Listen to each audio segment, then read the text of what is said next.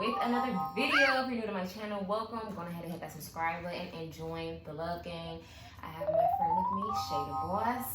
Hi baby, my name is Shay. I am the owner of JCB Talks and JCB Co, and I'm happy to be here.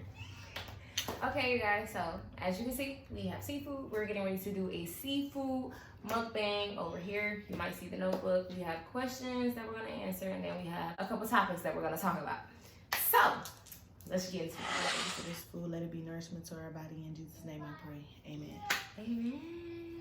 It's not eat, baby. It's not eat, baby. I've been waiting all day for this, y'all. Like, Yes. Yes, honey. She was trying to starve herself, honey. I really was. Like, baby, I can't. I can't. I needed the seafood. Yes. Mama had to eat. Ooh, give me some crab legs, baby. We got crab legs. So we got crab legs for days. They so big. Yes. And juicy. Oh, look at it, y'all. Oh, no. Y'all see, I know. Okay, all right. Because we got a lot going on. Okay, though. So, we're about to get into our first question of the day. And that is, what was one of the most embarrassing childhood memories? I fell down the bleachers at a basketball game. And that was embarrassing as hell. That was really embarrassing. What about you? O.H. Perry. Mm-hmm. I want to say I was in the 3rd or 4th grade, maybe. It was this white boy named Jeffrey. And they was playing football early as fuck in the morning. Like, we was still standing outside waiting to get let into the building type thing. And that football hit me dead in my fucking face in front of everybody. Everybody's like, oh. So I'm just sitting here embarrassed as fuck. And I literally chased his ass around the whole thing. He like, I'm sorry. I chased him, and I felt like that embarrassed me even more just by chasing him. Like, I should have just went, all right, and left it alone. Yeah. So that was the most embarrassing thing that happened to me. Okay. What's the next one? Okay. The next question is, where do you see yourself 5 years from now? 5 years from now, I see myself in a property that I own, one of the properties. I see myself as a making on my second million from my billion, on my second million from my business, with the podcast having over 2 million followers or listeners. YouTube channel, of course, doing great, getting paid. And I see myself just being even more closer to God and just doing my stuff, doing my boss, becoming the boss that I am, reaching, getting closer and closer to my full potential. So, yeah. What about you, friend? This shit fucking funny. Oh yeah, the snow crabs. Them bitches serious. Okay, so from 5 years from now, I see myself as a famous singer, being on YouTube, doing lots of interviews all over the world, Yes. podcasts, all types of things all over the world. Mm-hmm. I see myself owning a house. I see myself being a millionaire, close to a billionaire. And I see myself with my soulmate, whoever they is out there. I forgot about that. Yeah, I see myself with a soulmate, planning for more kids, like. So yeah. Okay, that's a good one. Yeah. What's the next one? Yeah, for sure. What is one thing that you love about yourself and one thing that you hate about yourself? I don't necessarily hate anything about myself. One thing that I dislike, insecurities. I used to when I was like younger, but I grew up to learn. I got to the point where I'm like, I love everything about myself and stuff. I have things that I want to work on. So certain things I want to work on is one, my cousin, because I gotta say that mouth, y'all. I cuss a lot. Two, I also want to work on how I respond to disrespect. Like, I've gotten a lot better, but I do still allow like certain stuff to like really get to me and vex my spirit real bad. And I want to get to that place where I just really don't care. You know what I'm saying? Like, okay, it is what it is. And one thing I love about myself is how creative I am, how I can pretty much like get along with anybody in a room, any nationality, any race, any gender, any whatever the case may be. I tend to make people feel comfortable. Sometimes a little too comfortable. And they don't know when to go on and, you know. But I love that, you know, I meet a lot of people and they always tell me, like, you got such a kind spirit, you got such a kind heart. Or I always say, you made my day, you did this, you know. And most of the time I don't even be trying. I just, you know, like to be happy, so. Okay, me, I love that I'm creative. I also love that I have a big heart. Sometimes it can be at first, but I still love that about myself. I love how I'm willing to literally go out the way to do whatever I can to be there for others, uplift them, inspire them. One thing I hate about myself is my weight, of course. I'm trying to get it together. So that's one thing. Oh, and sometimes like I overthink a lot. I really want to work on overthinking. Me too. That overthinking is so scary. It can put you in so many different moods, so many different places, and it can be very hard to get off because you literally having it's spiritual warfare. You literally having a battle with your mind, like a physical battle, easy. A mental battle, baby. Next question: if you can go back in time to change one thing about your past, what would it be? I think it would be how long I held on to certain situations, like and people. I would have just. There's some people I should have been let go that I continue to drive along. That's me, and still me. I still gotta work on that. Like, it's sometimes hard. I think it's because I put a lot of time and energy into situations and people. So when it's time, like when I know it's no longer like beneficial to me or serving me no good purpose, I be knowing. But instead of letting it go, I be trying to do everything I can to like make it work, fix it. And sometimes it's just like, no, baby, it's just time to release it. Like, there's no fixing. It's time to let it go. If I can go back in time, I honestly would change having children. Like, I love my kids so much. Oh my goodness, I love them. Like, they are literally my life. Like, they have gotten me through some tough times. But I still feel like if I didn't have kids right now, I would be a lot further than what I am. Because it's like my time is literally dedicated to my children 24/7 all the time. So you just waited to have them a little later. Yeah. And especially with the right person. Yeah. So, the right person. No, for real. That's the thing, huh? Okay. This is the next one. Worst advice you have ever received? The worst? The worst. The worst advice I probably ever received was, I'm trying to think, because I have had some really bad advice. One is when you start to think negative, just replace it with a positive thought. That was one. Two, you gotta work and kill yourself in order to be successful. Just because I feel like, yes, of course you gotta work hard, but if you're doing something that you love, that work not gonna kill you. The workload not gonna kill you. It's not gonna, necessarily take you out because you're still doing what you love. And then, people have that mentality and being companies for 20, 30, 40, 50 years and they still don't be. So all that work and you still ain't. I think you should work smarter, not harder. Like, I think that's where I'm taking that. I 100% agree. People literally make it seem like you just have to go to school, go to college and all of that to make it seem like you'll be something in life, when really that's not the case. Yeah. Like, I know a lot of people, celebrities, influencers, that are big to dropped out of school early as hell and still made something of themselves. So that has definitely had to be the worst advice I've ever gotten in my entire life. Girl. And that's another one. That's Go bullshit. to college. Just go to college. Go to college. Go to college. They push going to college so hard. And it was like, baby, if I'm having a hard time sitting in high school, baby, if I'm making it by the thread of my pants in high school, why the hell do you think I want to do this another 4 8?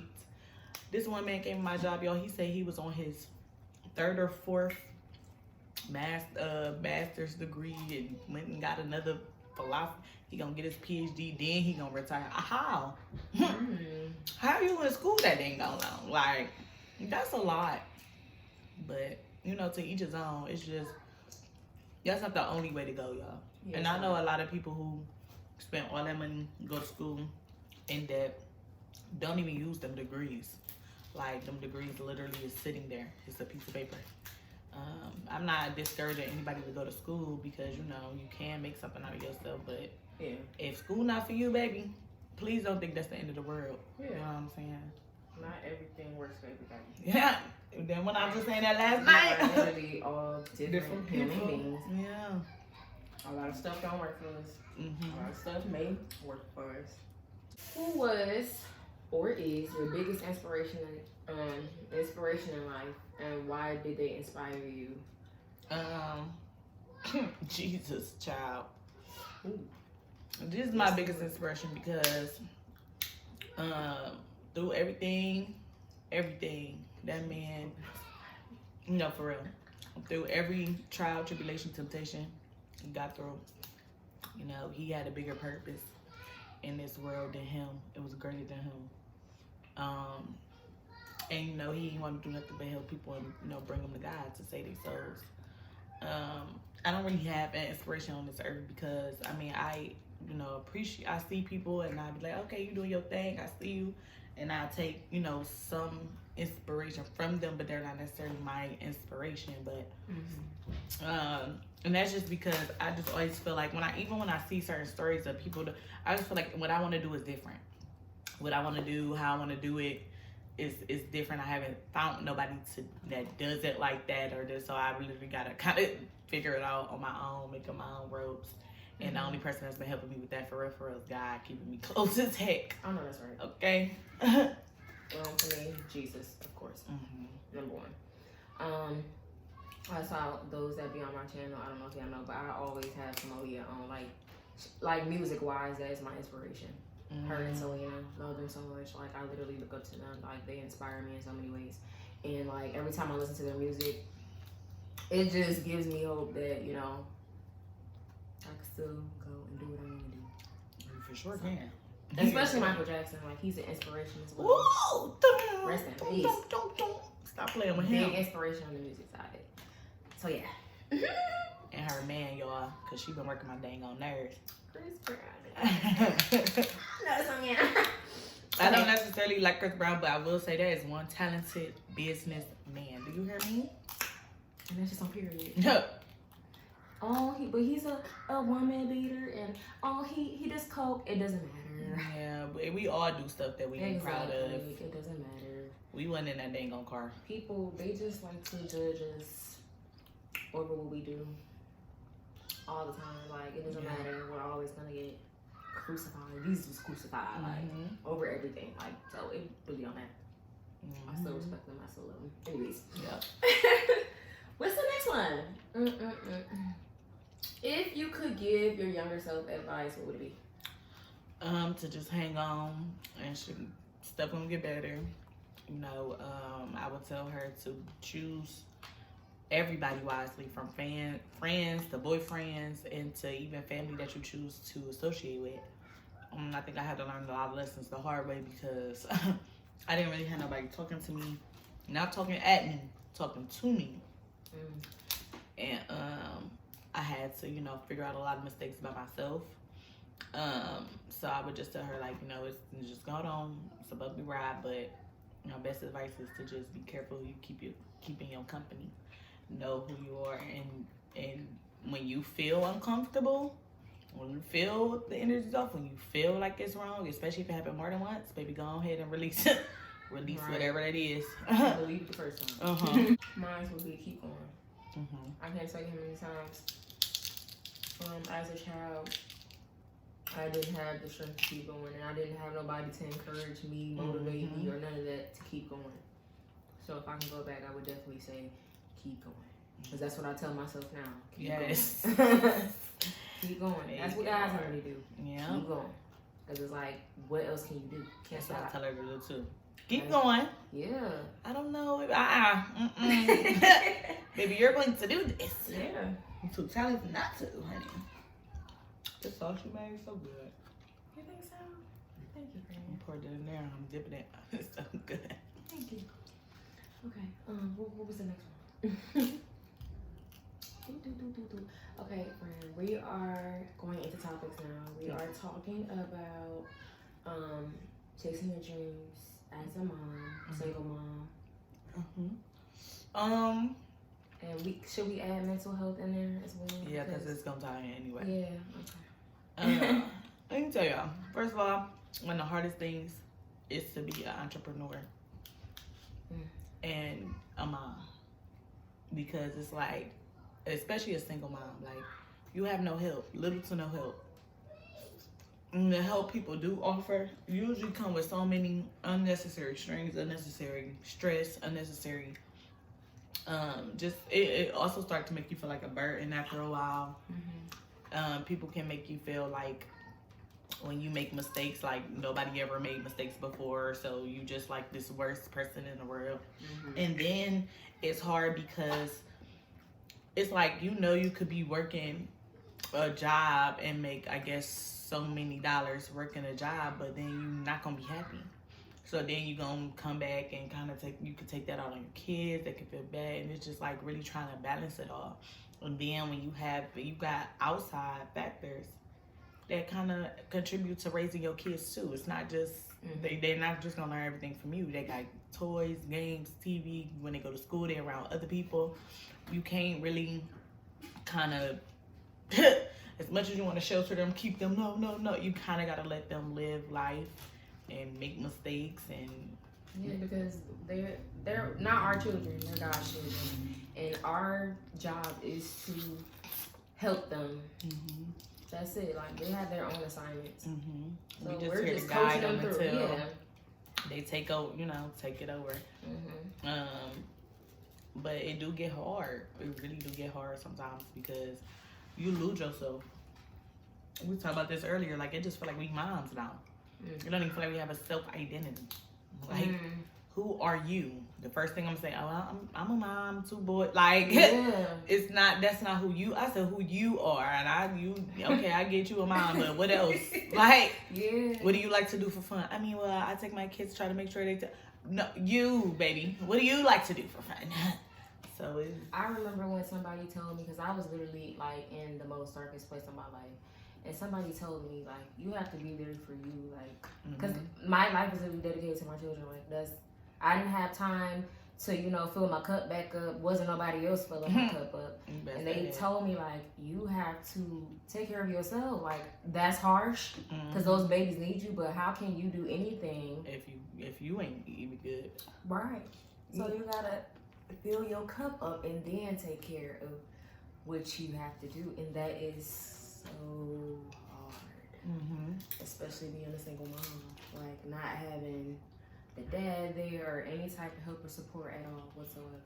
And when you got our kids is like spoiled and like they love you so much, so it's like you want to, be there for them, give them the best, love them. But sometimes when you done gave all you have, it can really put you in a spot where you're like, I don't even have to give you. I'm in a hug, baby. That should be like me with ADHD, baby. Please, sometimes, please don't touch me. Like, for real. Give me about 5 to 10 minutes to just be myself, like just to breathe. Because it's sad to feel that way about your own children, but it's like it is what it is. It's the truth. People feel like that, and it makes me feel bad because they're so innocent. They don't understand. They don't know. They just know that they just want to just love on us because. We're literally like the main person in our life. So, yeah. They see us 24/7. Yeah. Any outside people, they see them for about 8 hours out the year. Okay? For real. Okay. And then they be like, it's back to all us. Yeah. I think that it's also hard for me because I want to sing. And it's like, I even asked my friend the other day, I'm like, is it possible to make it and be this famous singer that I want to be and have these kids? Like, Yes, definitely. what I'm supposed to do when I got to go to the studio? Like, do I take them with me? Like, what do I do? Like, if I want to go out of town, like, am I just, carrying them along? What do I do? Because that's when you're going to have money to I get asked you her, a I'm like, nanny and shit. yeah. I'm like, have you ever heard of any artists making it? And she has some names. I'm like, yeah, you're right. On top of the fact that, like I tell her, sometimes you got to be the inspiration that you need. Sometimes you have to show up and be the inspiration that you need because just like you got that story, there's somebody else out there with their kids like, I want to be a singer, but I don't know how. They're going to need your story. They're going to need that book. They're going to need all that because they need, just like we needed guidance and we ain't had none. And we got to kind of show up for ourselves. So you need to be that one where they can click on and say, Nevaeh made it. She had 2 kids. By the time she got famous, her son was 7, her daughter was, you know what I'm saying? Like, growth and change over the years. So I would change so much because I became a lot calmer, a lot less temperamental. I definitely started to see my worth way more than I used to. I didn't value myself a lot, y'all. I just went through so much with so many people telling me what I wasn't and, telling me how disappointing and stuff when I made a mistake and no praise when I didn't make a mistake or if I did do something. They was trying to make it like, okay, well, how can it, if it can't help me, it's really no value in it. So I had to really start to value myself. And valuing myself, it just helped me a lot because it took a lot of stress off my life. Because now when you value yourself, you ain't about to be around, them snow crabs, serious. But when you value yourself, you're not about to be just around anything. And I know people like, you don't say you better than something. Sometimes you do have to be like, no, I'm better than that. I'm better than that. I hate when people do that. Yeah. Like, we're not better than nobody. We're not better than it. No, sometimes we are better than situations. We're better than people. Certain people, you have to move on. Because if you stay in that mindset, baby, you're going to be stuck there. I'm no better. No, stand up. Stand up. You're weak in the knees right now. Stand up. Because, baby, sometimes you are better. And it's not to say that those people don't have the potential to be better, but if they're choosing to stay comfortable or choosing to live a life where they not trying to be better, then baby, you better than that. Because you reaching higher. Yeah. Oh, you gonna stay complacent? Oh, no, baby, I got to go. I can't stay here with you. Yeah. So, yeah, I've grown a lot in many ways. What about you? Me, I was an extreme hothead. I know y'all seen my story time about how I went to jail, had my baby daddy upside his head with a big ass rainbow.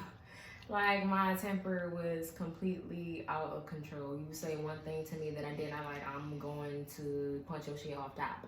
And there is no arguing about it. There is none of that. Like, I'm going to just swing on you. And now, after it took me going to jail, literally sitting in that jail cell, thinking about life, thinking my kids deserve better. I'm all they got. I can't afford to be letting my temper put me in situations like this. And the day I don't know if I was supposed to do this or not, but I ripped a piece of the Bible that resonated to me, that I felt like God was speaking to me in. And I ripped that piece out of that Bible and put that in my shoe and walked in there in the courtroom. They was giving me a whole felony now, y'all. I walked in there like, what's up? Like, ready. I already had my praying going on. I was ready. So they was like, yeah, you good. We gonna keep y'all separated away from each other, or whatever the case is, but you're good. We're gonna drop it down to a misdemeanor, blase, blase. And my life changed from there. From that point on, I made a promise to God, I'm gonna calm down, because I could have literally took that boy's life. All because of my anger getting the best of me like that. Yeah. So that was the most biggest wake-up call and change for me. Yeah, that felony ain't no joke, because I'm a felon. And when I got it when I went to jail, sat there, whatever, and when I got out, I still had this anger about me that it was still like, oh yeah, you still ready to like pop off at any slightest disrespect that come around. What stopped me, really helped, was that felony, and not necessarily like the charge, but how much it stopped, how much I couldn't do, because I mean I'm thinking it's just the job situation. No, try to get a house. Oh yeah. I remember when they thought that I still had the felony because I couldn't get it expunged. I thought I had that felony, and I tried to apply for a house, and they did not want me. I was like, well, I have papers stating that, you know, it's a misdemeanor to driving it, but, you know, it's still there until a certain amount of time passes by. Yeah. You know, until I'm able to get it expunged. And I don't even think because of mine is a violent, this type of violent offense, they be acting like it ain't gonna get expunged. I don't know. Well, I will say, it just stopped a lot of things, but then I also learned too, some of those stuff is meant to be stopped. Like some places I wasn't supposed to be living in, some jobs I wasn't supposed to be working at. Some of this stuff, it was like, you know, baby, you weren't supposed to. So I learned to thank God for it. Like, thank you, God, because ain't no telling where I'd be if I didn't even have it, because I would just be taking anything, any job, any house, especially if when I was in a situation where I just needed a place. I'm like, I would go anywhere. That fella said, no, you're not. Okay. So, yeah. Okay, so, the last thing we got on here, we might want to, I think we should, like, blend this all up. Cause yeah. we are Already at 27. Yeah. We have multifaceted, an idle day. Okay, so multifaceted is just, you know, when you are talented and creative, you can do multiple things, okay? So you have multiple skill sets that you know, take advantage of as an asset. And honestly, I think God will be multifaceted, like how I plan to show that up in my life is, one, I'm doing it with the clothing. I design the clothes, and then, you know, everybody tell me I'm real good at it. She get a split. Go check her shit out. If she give me the information, I will link everything below. We'll figure it out. But she did as fuck, y'all. And on top of the fact that the podcast, people really, you know, gravitate to certain podcasts. I sometimes do live talks, and people like to just listen to me talk. And also just being creative all the way around, like knowing how to draw, enjoying your drawing. I haven't did it a little minute, but knowing how to draw that took me places. I love painting, just doing all types of stuff. I really want to be get into interior design after a while, just to take that creativity further. My smarts, my wit, my persuasion, because people really, especially in my jobs, different career fields, they always tell me, like, you should be a salesperson, because you're very persuasive and you know how to kind of get to know your customer in a short amount of time and be able to help them. So, you know, I want to just use that for eventually when I start getting rental properties and having people, you know, buy houses and rent the properties and do stuff like that. And of course, that's going to help with the business regardless, because trying to sell is just them. And my idle day, or my perfect day, would be, honestly, waking up, kids already at school or wherever the heck they at, not having to get up out of my sleep for real, waking up with take my probiotics, getting a smoothie, working out, like enjoying the workout, getting it in, getting it good, then taking a shower, and then going out and enjoying a full day of just shopping, eating. Hopefully the kids got somewhere to go at the end of the day, so that I can just kind of go and just be myself. I want to end it on somebody's yacht, looking over the water. For real. Chilling with some champagne. And just I think that's my idle day too, just being able to travel, because I've never, like, I've traveled when I was younger, but I wasn't really able to really explore or understand things. My mind was just young. Yeah, we went I was young, right? So it's like now that I'm older and I'm up in age and I'm able to go and travel and everything, I definitely want to take advantage and do that. And also, you know, make sure my kids is traveling the world and seeing some things too, because they deserve to see it too. Why not? And I want to teach them early about the different countries in the world. I want to teach them outside of whatever the, you know, colonized society about to teach them in school. You know what I'm saying? Of course, they got to go to school to learn some stuff at school, but you really learn by getting out in this world. There's certain stuff that books ain't gonna teach you, can't teach you. if you actually experience people cultures, you learn a lot better and understand a lot better than somebody just telling you, especially somebody from a whole different culture trying to tell you about somebody else's culture. How you trying to tell me about the Dominican Republic or Hispanic people when, baby, you come from the mountains of Caucasus? So, how?